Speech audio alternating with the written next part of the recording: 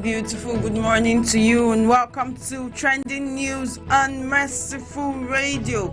It's another beautiful Monday morning and the start of a new week in the city of Lagos. Today is Monday, the 8th of March 2021. My name is Chioma Rita Innocent and here is the news.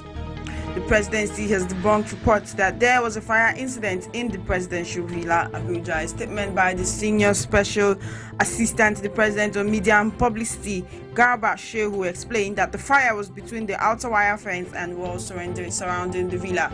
Kogi State Governor Yahaya Bello has declared his intention to contest to succeed President Muhammadu Buhari in the 2023 general elections. The governor, who made the declaration while interacting with reporters in Abuja, said his ambition is predicated on calls by Nigerian youths, women, the less privileged, amongst others. Delta State Independent Electoral Commission (DSIEC) yesterday in Asaba returned the 25 chairmanship candidates of the People's Democratic Party (PDP) as winners in Saturday's local government elections.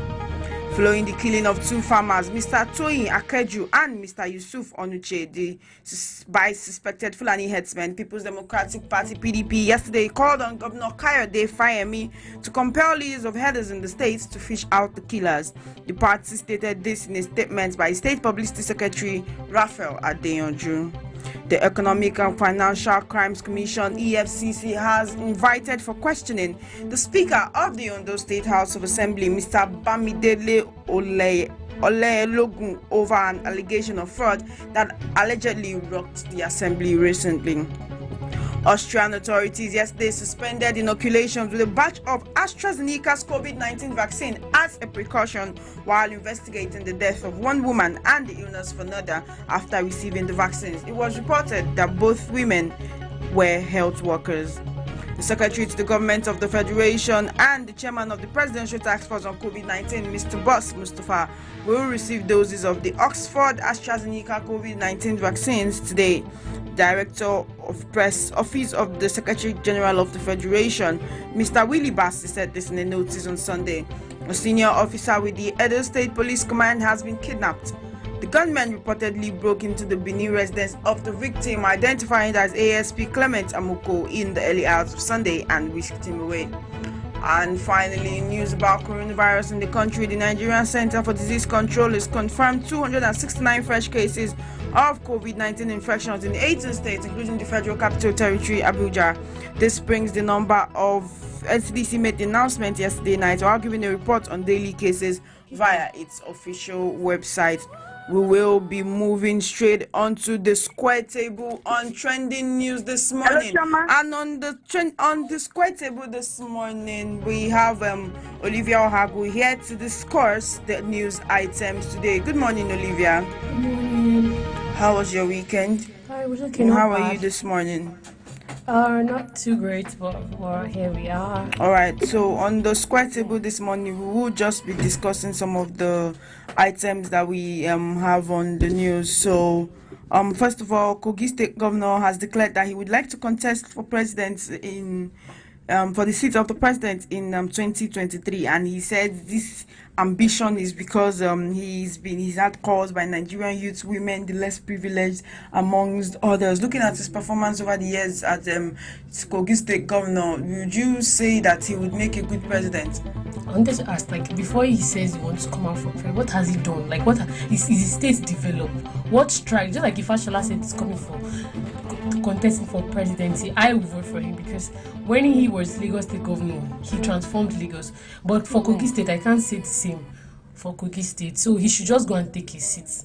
Okay, the people of Kogi, I mean the governor has also refused to take the vaccine and has said that he will not force the people in the state to take the vaccine except they want to, saying that the people of Kogi are not guinea pigs that you can test vaccines on. Also saying that he himself will not be taking the vaccine. Do you think that's a good example to be laid? They feel like they don't trust the government's vaccines. Why don't he make if you want to? That's the first step first. Like someone that wants to, contest for presidency. Why don't he get them? Get his own vaccines for it. How many are there in Kogi? No, the issue is he's actually saying that he wouldn't take the vaccine. That is what I'm saying. Since he feels like he doesn't trust it and he doesn't want his people. Like, what alternative do they have? What alternative has he provided? He's not fit to be president. And he's not He said fit they to were be vaccinated against Lassa fever and some other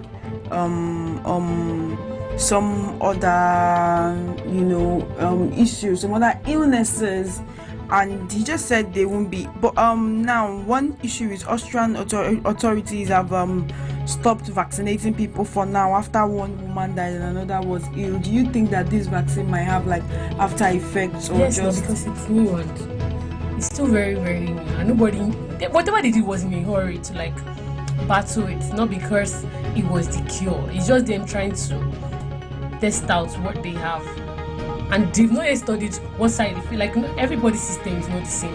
What side effect does it have on humans generally? Can A take it and B also? They might have tested A, B, C, D, E, F, G, A to maybe J, and A to J was fine. What about the rest of the alphabet? The rest of the from K to Z? So let's talk about the spate of kidnappings in the country. I mean, over the weekend, we've heard several cases of kidnappings and also killings by Fulani herdsmen. And on the news this morning, we have that an assistant superintendent of police was whisked away in Benin by gunmen that nobody knows. I mean, we keep talking about insecurity. We have a problem with banditry in the country. We have a problem with kidnapping, and there's just so much insecurity. It makes it look like the places where there are no insecurities, where there really isn't so much of this insecurity, and people are going about their businesses. It makes it look like we are not how do I put it, like we are disattached from other parts of the country. Because that's just human beings for you. Like, they always, when it's burning, when your neighbor's house is burning, like, oh, thank God it's not ours. Like, or they are starting a fire, or they are robbing at the next street, is, oh, thank God it's not ours. Oh, shh, keep quiet. They let them not face us. So that is what. But definitely this thing is spreading. Like, it's like a wildfire. Before you know, the whole 36 states is on fire. So hopefully we do not get to that point. But even while the vaccine is in Nigeria and it told us 2.4 million people have registered, the president and the vice president took theirs over the weekend. We still have rising number of cases. How do we curtail this rising number of cases even while we're trying to evenly distribute the vaccine? I can't really say, because I'm not in the best of place. Like, I'm not a medical practitioner. Yeah. So I won't be able to say what they should do or what they should not do. But they know best. They have experts. They have consultants. They have. I mean, what do they need? Do they need foreign bodies like consultation bodies? Do they need local consultation bodies on health issues? They know better. They know what to do, but they are not doing. They are not implementing it. Well, that has been the Square Table segment on the trending news this morning. We'll come to you again tomorrow with more, as we dismantle more items from the news. My name is Chioma Innocent. My name is Olivia Amarachi. We will be in your faces again tomorrow morning with trending news and the Square Table on the trending news on Merciful Radio. Have a wonderful day, and